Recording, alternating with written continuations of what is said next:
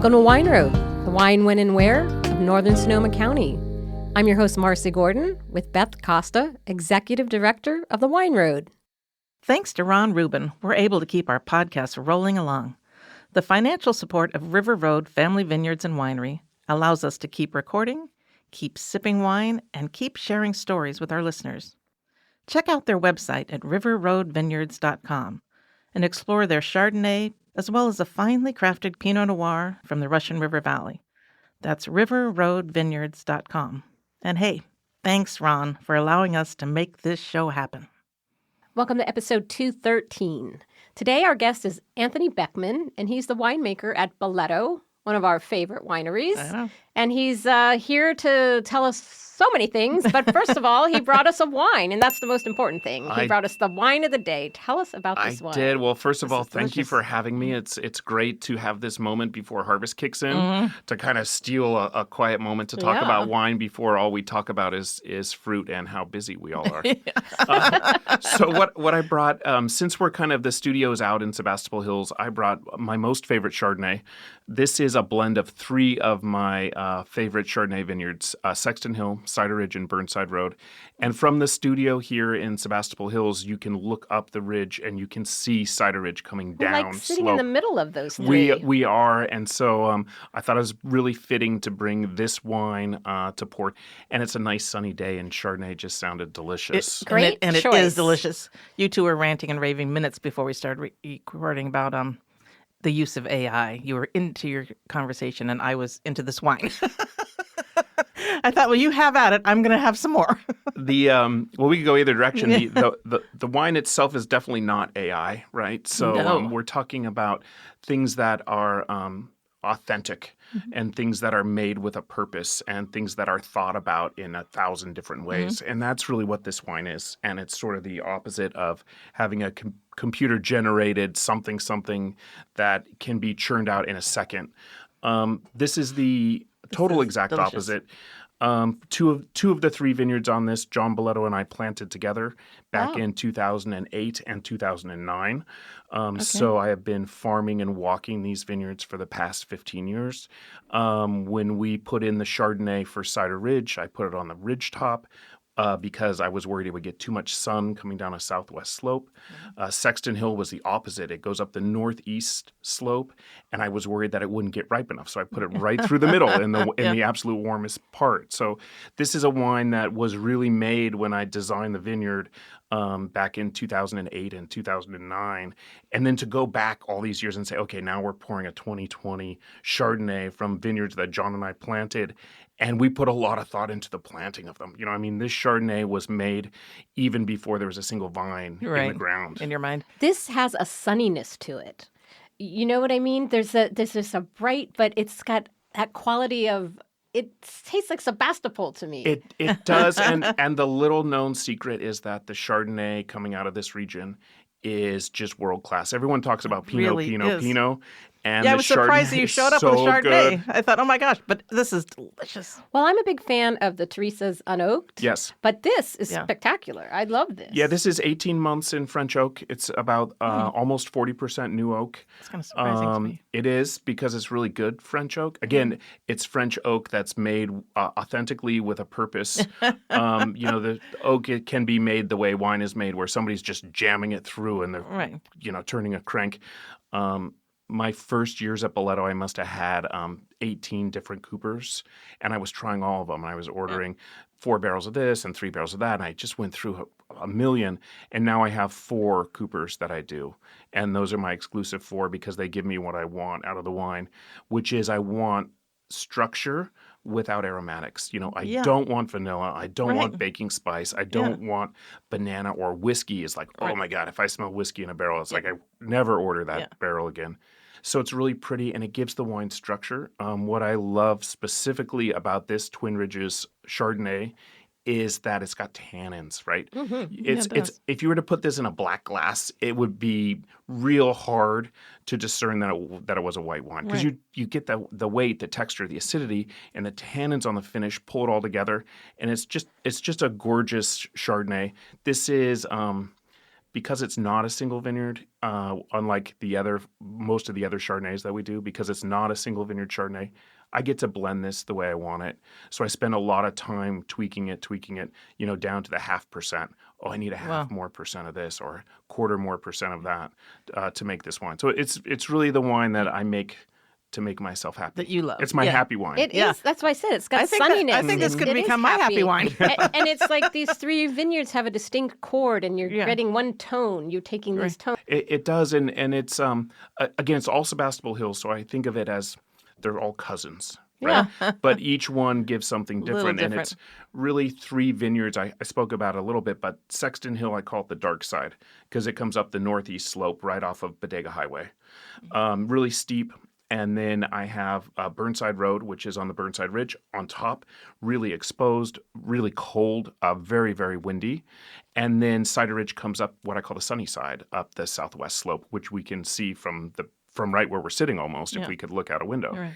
And so those 3 components come together to make this wine, and each one offers, there's the bright, sunny side with a little bit of weight from Cider Ridge.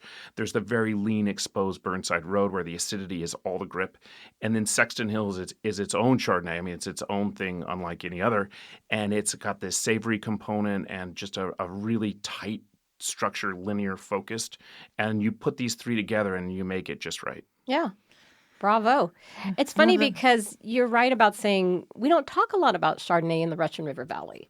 We talk about Pinot and we have astounding Chardonnay, but you also make Pinots from all these same vineyards. I do. And so again, when we designed these vineyards, it was like, where do I want the Pinot to be? Mm-hmm. Where do I want the Chardonnay to be?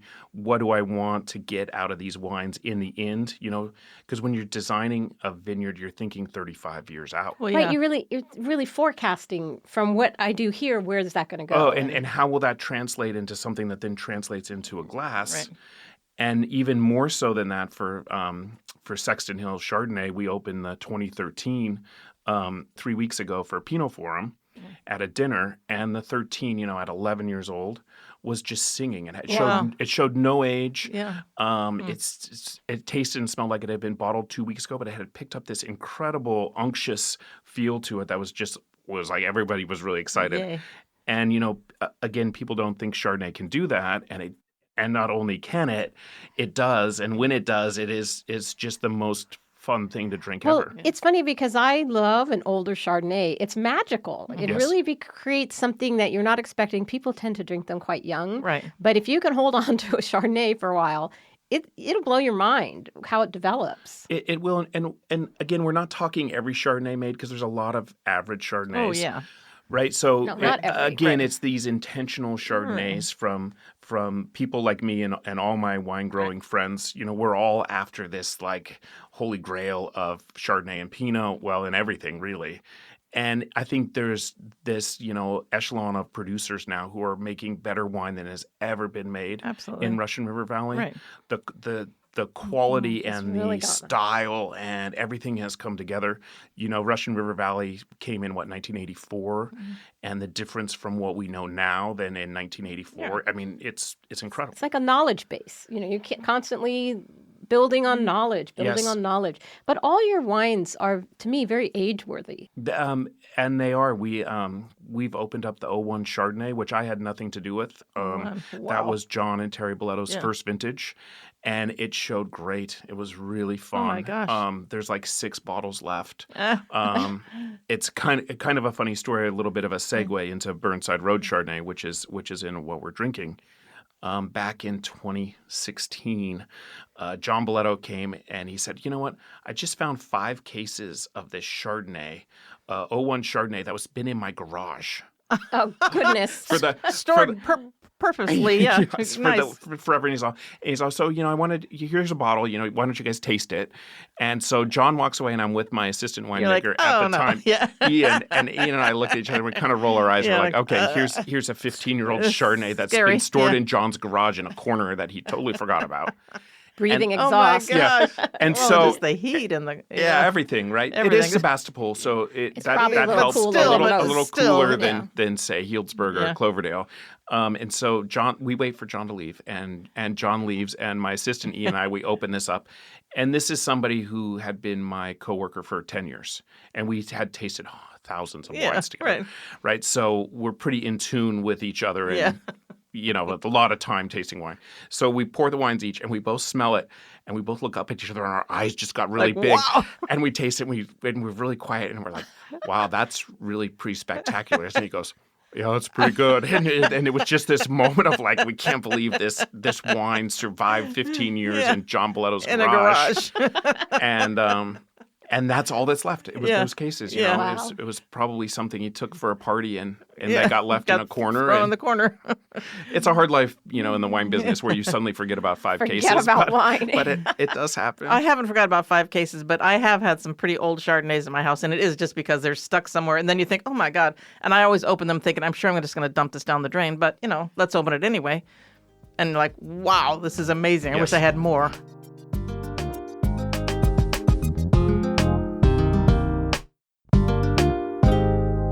People talk a lot about, Pinot Noir being the heartbreak grape. Yes. And I always equate it to baseball. So you're making Pinot Noir, and it's like a baseball game, and you get 3 this is so strikes, right? You get 3 strikes because it's Pinot, and then you're struck out.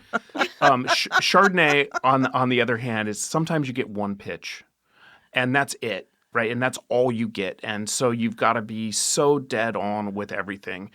Every choice that a winemaker makes shows. Every choice that a wine grower makes in the vineyard shows. It's such a delicate, pretty thing that there's nothing to hide behind. You can't make a mistake because it's in the glass. You can't miss a leafing, or you can't have botrytis, or you can't do anything wrong with Chardonnay to make the kind of Chardonnay we're trying to make. And it's so hard, and that's why there's so many just average Chardonnays. Not bad, not rotten. Right. But average. Not rotten. Well, and that's a big deal because 30 yeah. years ago there was a lot of not drinkable, a lot of not drinkable wine. Well, I think of it as the bell curve, and 80% of it is in this center of this bell curve, right? And what we're trying to do is to push it to the A+ side of that bell curve, where it gets really, really narrow, and there's you get out a couple standard deviations, and there's not very, very much out there. And that's the Chardonnays that we're trying to make it, and it's so hard to do. Yeah. I always thought when I first started, sort of learning about wine and going into the vineyards, it just amazes me how much thought goes into planting the vineyards. And, this, like you said, this has to be on the top of the hill because of the sun in the morning, or it's going to have too much sun where it's at, so it needs to be in the bottom. And I mean, it's amazing. The, east facing, the west facing, the whatever. It's a lot. It's not you're just throwing up a vineyard. No, and it's we all often forget how expensive things are to do. I mean, not only and you can't redo it. And you can't. Well, you can, but you're going to go out of business. Well, you're not going to be able to do it too often. Yeah. So when you're right. looking at $50,000 plus an acre just to plant, I mean, that's not even talking about the land or clearing the land or the mortgage on the land or anything else. It's very expensive to plant it. And so when you're planting, a 15-acre vineyard, you get one shot. Has to be right. You get one shot, really, because if you miss it, it's done. It'll never be as good as it could have been. Right. Yeah, it's amazing. I love the balance of this too. I mean, I'm kind of just sitting here, like, really going into a deep thought I just keep filling my glass. it's kind of like this problem. classic flavor profiles, but all you taste is like that fruit and the energy and the tension, but you don't taste any alcohol. I mean, it's so pure, it's so balanced. It's just a lot of Chardonnays are just a little over the top, heavy. Yes, and again, it's hard to do, and you have to be in a great spot to grow it. And Sebastopol Hills is the spot, and a lot of that's the acidity. This is not. This is not a flabby wine. This is not a gooey wine. It's not thick or. I'm surprised how long it was on oak. I mean, it's it's 18 months, and there's a lot of new oak on it. Very surprising. Yeah, that is surprising. And there's a lot of new oak on it, and a lot of that is these vineyards can eat up new oak because they're so tart and they're so focused that they just you'll go tasting through barrels and you'll hit a new oak barrel. and you don't even really realize it's a new oak barrel till I will Look, turn and yeah. look at the head and go like, Yeah. oh man, that's a new oak barrel. That's a great match That with was this amazing. wine. And of these 3 vineyards, are they picking all within a few days of each other? Sexton Hill, ironically, is always first, and it's on the dark side, and I don't know why, because I always The thought dark side. I always thought it would be, it would not Later. be first. Maybe It would later, be yeah. later. Yeah. It is not. It's always earlier. And then Burnside, which sits on top, is always last, and Cider Ridge comes in the middle. Cider Ridge has 2 blocks of Chardonnay. There's a Old Winter clone, which is predominantly what's in here. I think it's 40% of that one block is the Old Winter from Cider Ridge. And that comes in maybe a week before Burnside. So they're all about 3 weeks spaced, actually. That's interesting. They're about a week apart, Sexton and then Cider and then Burnside last.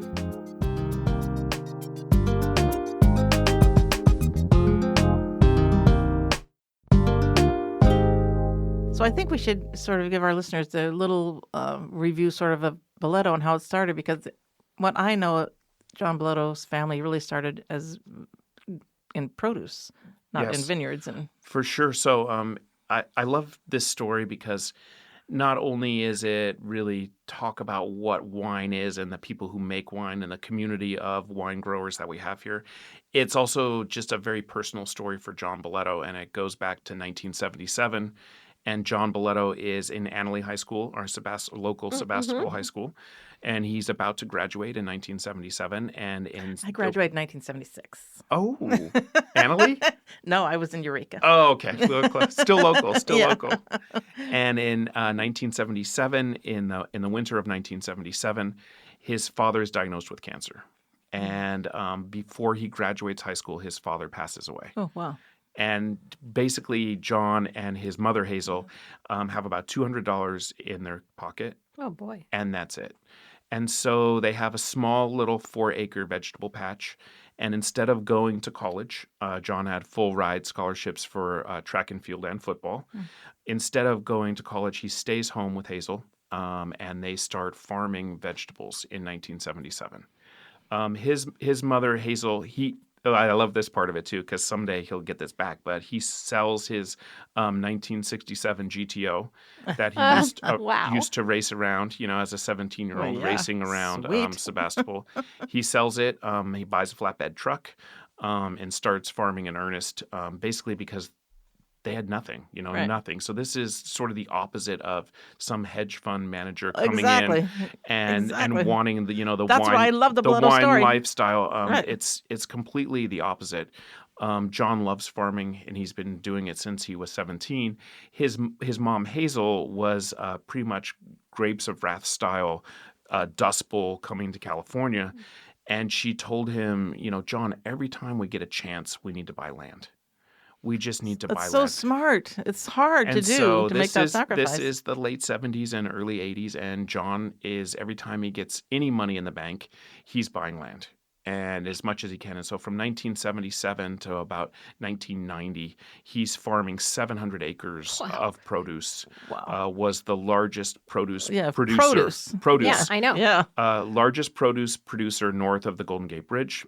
He was one of the first, if not the first person to figure out a spring mix where you take 3 or 4 different types of lettuces. Yeah. Now we do it all the time. Yeah, now it's a right? prepackaged thing all ready to go for you. Yeah, but he was one of the first ones to come up with this idea of mixing different styles and types of lettuce and produce. The lettuce field blend.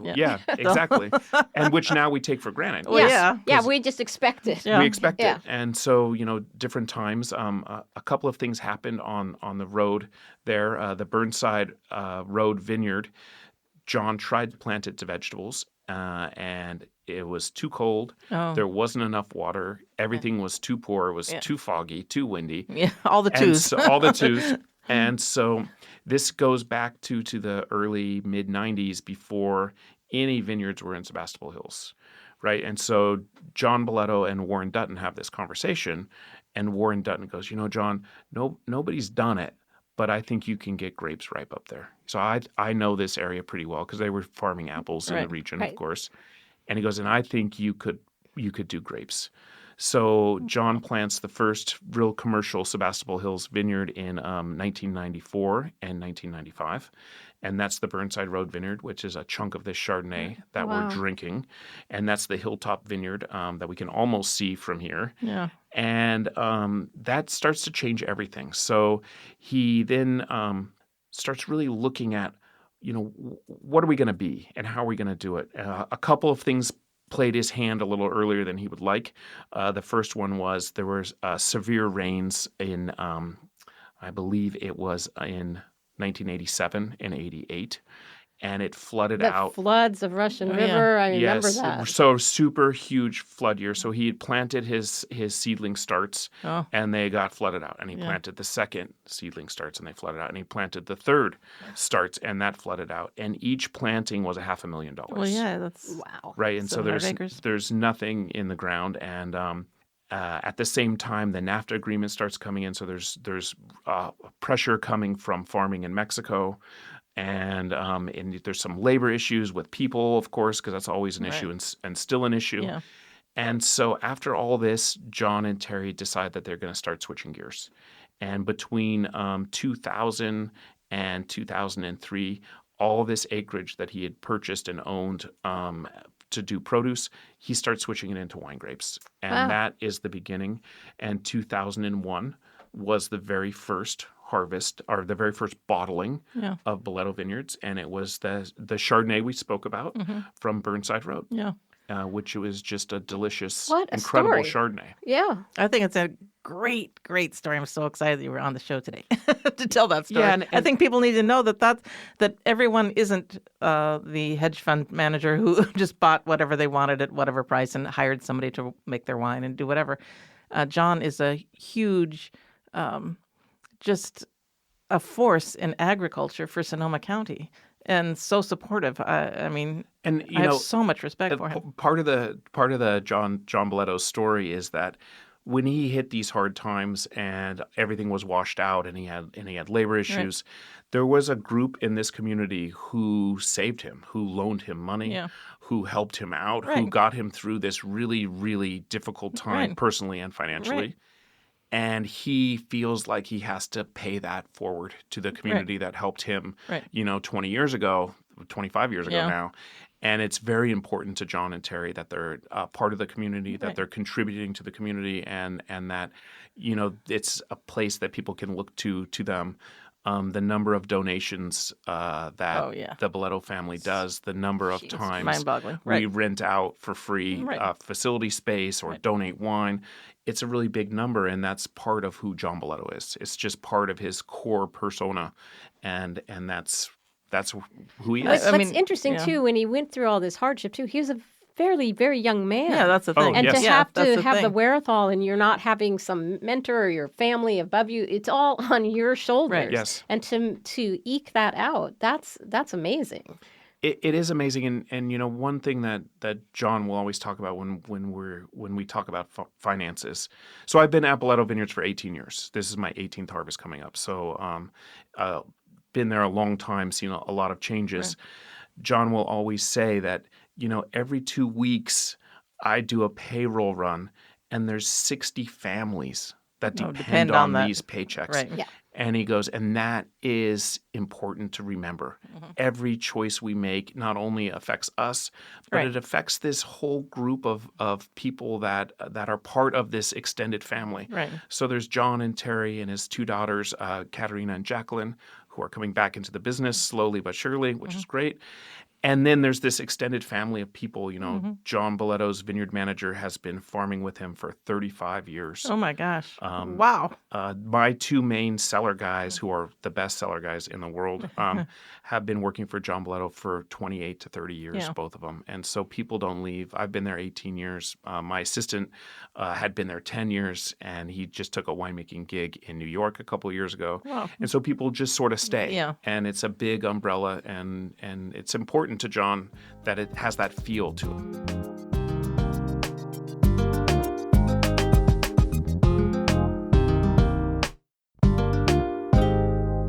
You've been there for 18 years, but your journey, as a young man out of college or in college, it wasn't a direct line to winemaking. No, I don't think if you didn't grow up in the wine Here, business, yeah. it's really hard to imagine that such a thing exists, that you can Yeah, that could be a job. wow, somebody actually does that. Somebody's making that wine. I started I have a bachelor's of journalism from the University of Missouri. So you and Marcy have just bonded immediately. Yeah, exactly. And I was a newspaper reporter in Washington, D.C. and Philadelphia.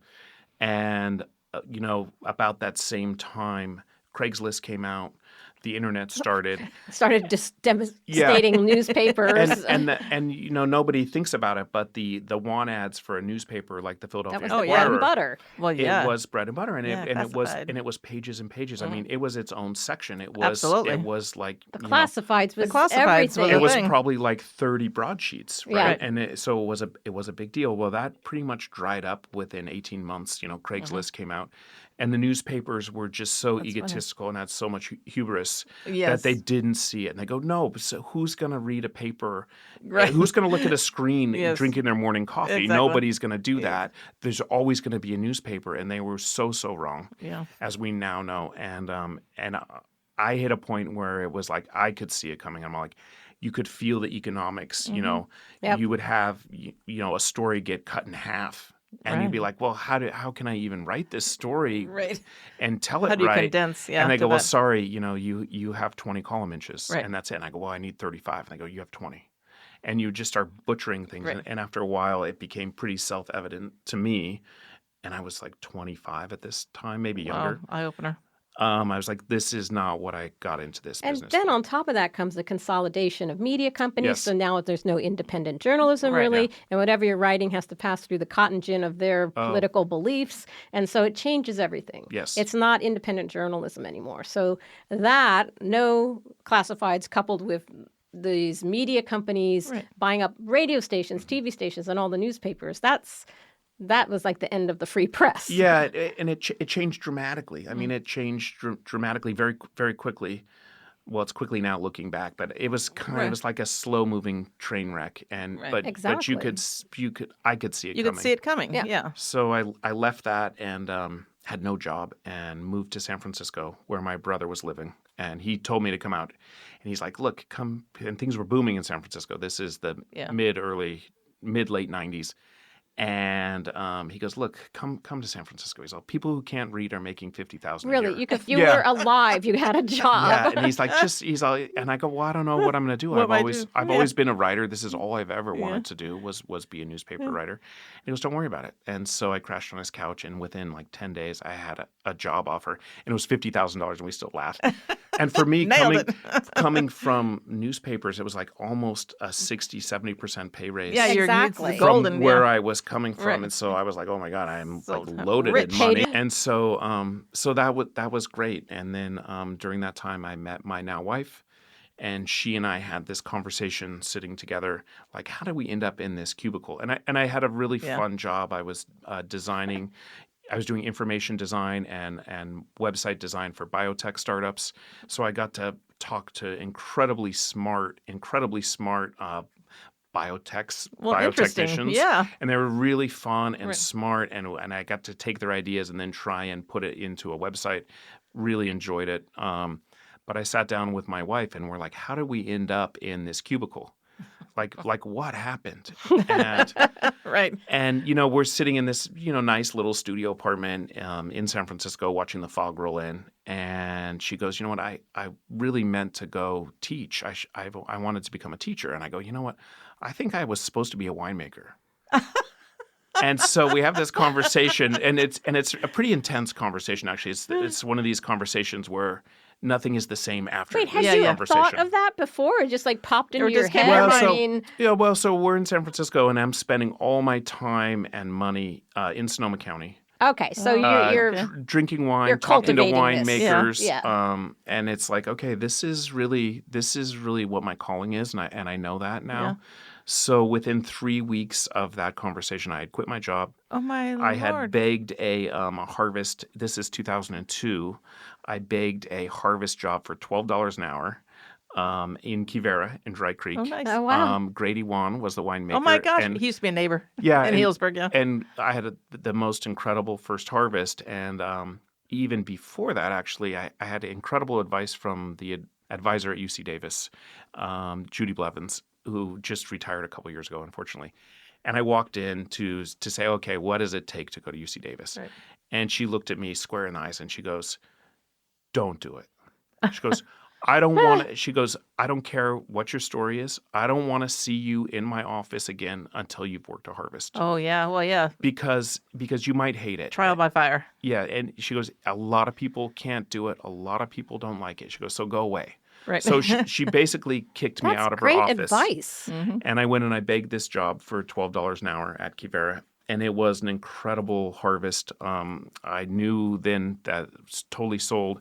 I went from there to New Zealand and have just been doing harvests. So that I've done 1 to 2 harvests a year since 2002.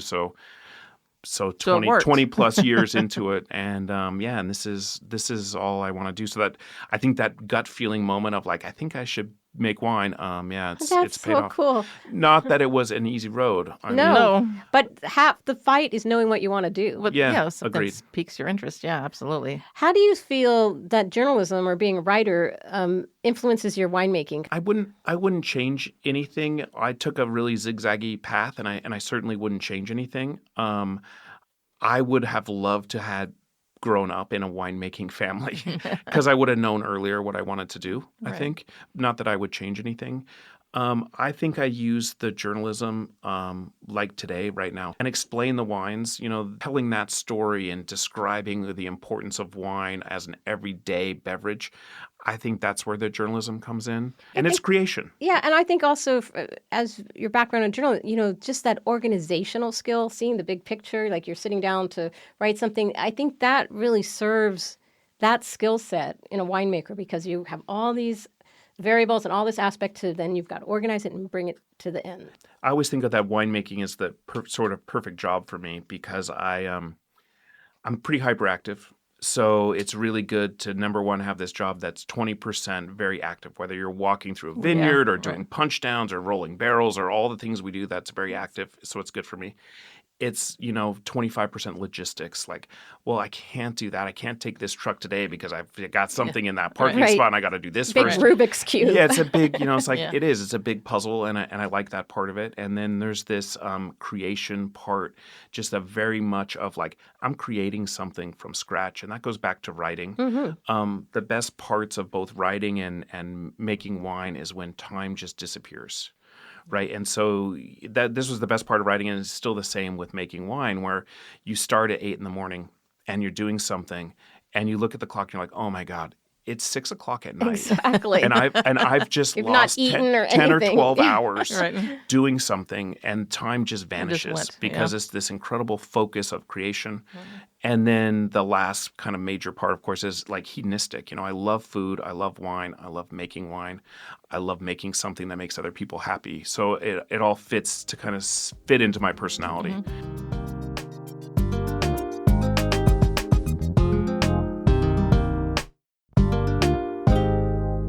You almost told the story of the Come Over October situation where we're talking about making wine, just the importance of wine and bringing people together. And that's a whole new industry-wide sort of, initiative that's out there to sort of make people appreciate wine for what it is, how it's not, the party animal thing. It's the bring people together and enjoy food and enjoy your friends and enjoy the wine and community. I can't speak enough about the importance of community and the importance of supporting your local farmers and your local wine growers. And this is sort of who we are. And we all do our best to drink local and stay local, and it's really important.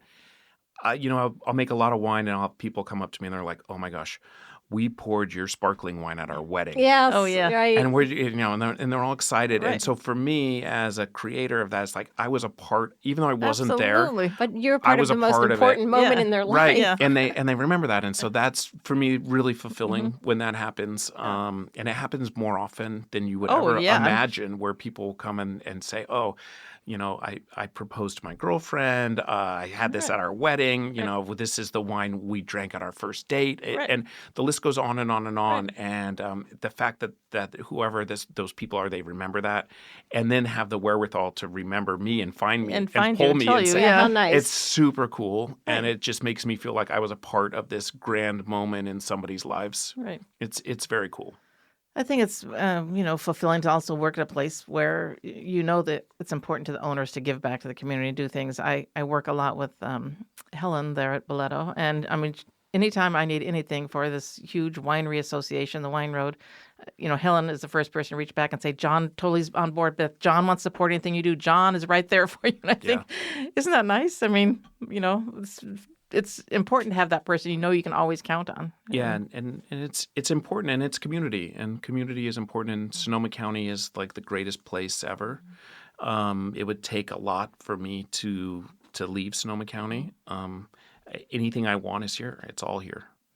I agree. Everything I want is right here. Hard to beat. And just the level of respect that John has for the employees. Yeah. And it's just, you can see it when you come to the winery, just the feeling there. They built that great baseball diamond. Yeah. I mean, there's some great stories there, too. Just the vineyard workers were playing softball, and they built a whole diamond in the field. Yeah, it's 320 feet for the first base home run line. So it's a real field. It's legit. It's legit. During harvest, they play games on Sunday, and it's about 200 yards from the winery. And so I'll be sitting there doing a punch down or something monotonous, day 50 of harvest. Right. To the home runs. Yeah, and then all of a sudden, they have aluminum bats. You hear this big ting, and everybody will cheer, and I'll be like, oh, man, baseball. here I am. So cool. They're all playing baseball, and I'm sitting here doing a punch down. I know. Payback. Yeah. Okay, so I'm pretty sure that Balletto does accept walk-in tastings. We I don't do. know if, okay. We so do. important. We try to, if you want a sit-down tasting, we do recommend that you get a reservation. Right. But we do take walk-ins, and we're right off Occidental Road, just before High School Road for people who are local.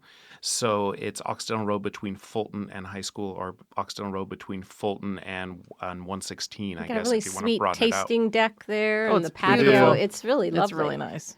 Yeah, it's a great little place, and you're right in the vineyard, which is also That's really what I fun. think is cool when you're sitting And if there. you're taking a walk on the Laguna Trail, you're literally seeing the vineyards. Yes. And that's a great little walk, too. And that walk is incredible.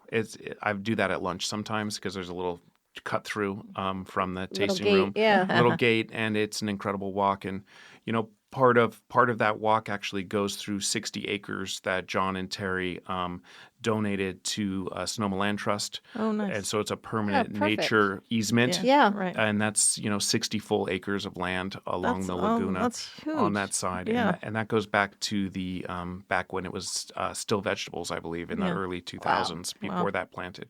When I first moved to Sebastopol from our house, my background is in writing and journalism, and I could see that's the vineyards I see. And I was looking out the window, I'm like, wine, vineyards, I could do something with this. Yes. And I'm thinking, well, I wonder what vineyard that is. work. And we kind of went out and we realized that was like the first winery we visited was Balletto, nice. because we literally see it from our deck. And then I started thinking, I could probably do something. I could do something in the wine industry. And it just kind of evolved. But that's the first place we tasted wine. Oh, that's really fun. Oh And my that was gosh. years ago, That I'm was sure. that was in 2009. Yes. Yeah, crazy, right? Yeah. And then the snap of the fingers, and here we are. Exactly. 15 Now the years later. neighbors' trees have grown a little bit, so my view is obstructed. But we need to have them We'll have cut them- that. yeah, midnight- trim midnight that a project. bit because I can't see the baseball diamond anymore. We'll talk about that Oh later. yeah, you would do that. I have you. nothing to do with this Yeah, conversation right, any yeah. longer. I don't know you. Plausible deniability. Oh, well, you just never know what might happen.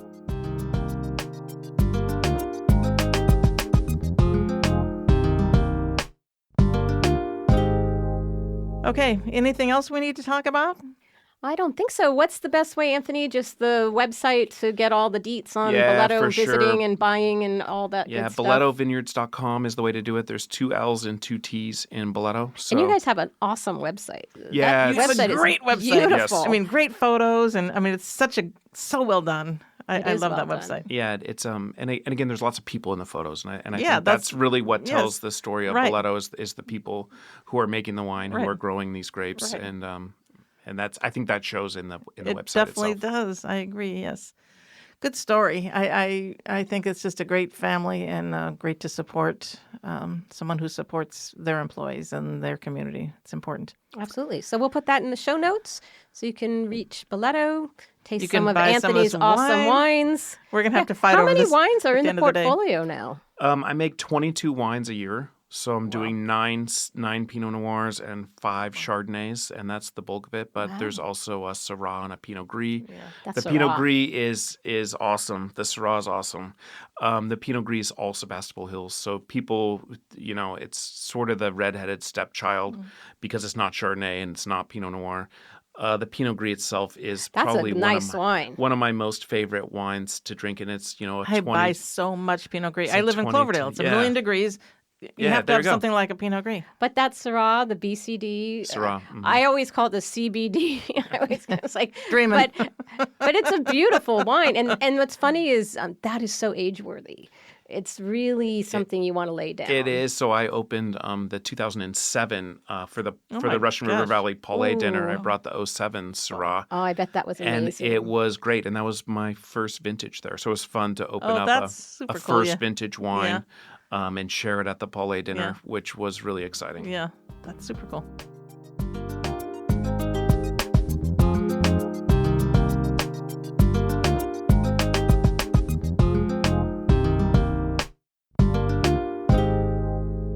Okay, so I just have, as usual, Oh, do you have one more thing? I know, I always have one more thing.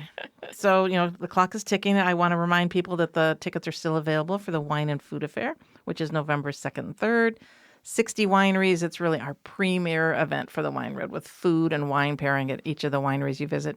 All the details at wineroad.com. Ticket sales end in just a few days on the 28th, October 28th. And then before we close, I do want to also thank our presenting media sponsor for the Wine and Food Affair, which is Sonoma Magazine. And we will share links to them on our website. We are, and always have been since they launched, huge fans of Sonoma Magazine. Just great stories, really in-depth, stories about, restaurants and chefs and winemakers and the people behind the wineries. It's really a great magazine. So that's all I got for now. Sounds good. Thank you so much, Anthony. Oh, Thank you for thanks for bringing having us. me. Awesome. We're going to have to thank you for arm bringing wrestle us over who's beautiful taking us wine. home. Yeah, Because no, I'm taking it home. no, you're not. I think he gets first dibs. No, but it was a delight, We'll as have a were you. throwdown. And so thank you so Yes, much. was Yeah, it was a super great. pleasure. Super good. See, and look how fast the time went. It was super Yeah, great. it just flew Super. by, like 18 years. Yeah, exactly. Okay, thank you. Bye-bye.